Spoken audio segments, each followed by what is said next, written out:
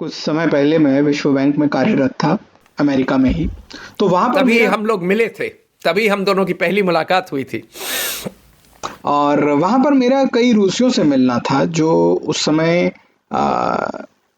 वरिष्ठ भूमिकाओं में विश्व बैंक में कार्यरत थे। तो उनसे मैंने राय ली कि जब सोवियत यूनियन का विघटन हुआ तो आपके जीवन में क्या क्या एक ऐसा बदलाव आया और आपको आपको उस समय क्या लगा था। तो एक बड़े ही सुलझे हुए अर्थशास्त्री ने मुझे बताया कि समस्या क्या थी कि उस समय पे जो पढ़े लिखे पीएचडी प्रोफेसर्स भी थे बड़े बड़े इंस्टीट्यूट्स के, उन्होंने अपने जीवन यापन के लिए, अपने बुढ़ापे में, अपने रिटायरमेंट के लिए एक छोटी छोटी धनराशि इकट्ठी करी हुई थी।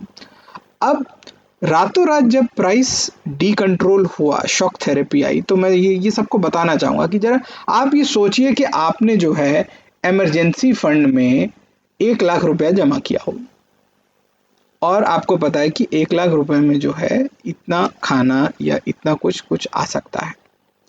लेकिन अगली सुबह, यानी कि आज का दिन है तो आपके सामने 1 लाख रुपए की एक वैल्यू है। लेकिन अगली सुबह क्या होता है, आपको पता चलता है कि अब जो है 1 लाख रुपए में शायद बस 10 ब्रेड के टुकड़े आएंगे, टुकड़े नहीं पैकेट आएंगे, या 20 पैकेट आएंगे। यानी कि जो एक धनराशि आज से कुछ समय पहले कुछ और मूल्य रखती थी, वो रातों रात जो है उसका मूल्य कुछ नहीं रहा। रूबल इतना गिरा कि लोगों की पूरी रिटायरमेंट के लिए जो उनकी जो सेविंग्स थी वो रातों रात खत्म हो गई। और ये मेरे भी कई मित्रों के साथ हुआ। ये सारे रूसी बताते हैं यही कहानी। आगे चलें मनु। तो उस समय में क्या था कि इन्होंने, अभी अतुल सिंह जी ने 4 नाम लिए, मैं इसमें से एक पे फोकस करूंगा, येगोर गायदार पे। येगोर गायदार जो हैं वो फाइनेंस मिनिस्टर या उससे कुछ मिलती जुलती पोस्ट जो उस समय में थी उनको दी गई। और वो क्यों दी गई कि उस समय में येगोर गायदार जो थे वो उन कुछ रूसियों में से एक थे जिनको पाश्चात्य इकोनॉमिक्स की समझ थी। यानी कि जो रूसी इकोनॉमिक्स थी वो हमेशा से, यानी लाल क्रांति के बाद से, एक अलग तरीके से चली थी। लेकिन अब क्या हुआ कि उनको रातों रात एक नए सिस्टम में एडजस्ट करना था, शॉक थेरेपी जिसे कह रहे थे, कि झटके से आप एक नए सिस्टम में आएंगे।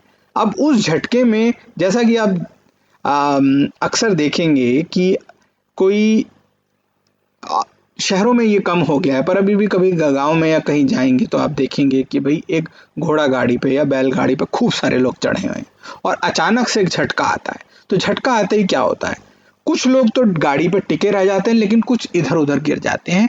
कुछ ऐसा ही रूसी इकोनॉमी के साथ हुआ कि जब शॉक आया तो रूसी इकोनॉमी की जो बैलगाड़ी थी उस पे 4-5 लोग तो जमे रह गए, लेकिन 15-20 जो थे, कोई यहां गिरा, कोई वहां गिरा, कोई पीछे गिरा, लेकिन गिरे, बहुत लोग गिरे। और उस गिरने से क्या हुआ, सामाजिक असंतोष उत्पन्न हुआ और लोगों को लगने लगा कुछ ही सालों में कि भाई हमने अपने ही साम्राज्य को तोड़ दिया, ये सोचकर कि हम पश्चिमी सभ्यता का हिस्सा बन जाएंगे या हमको अमेरिका और वेस्टर्न यूरोप जो है वो अपना लेगा कि अगर हम अपने पुराने तरीके छोड़ दें। Join the conversation at Fair Observer and subscribe to our YouTube channel.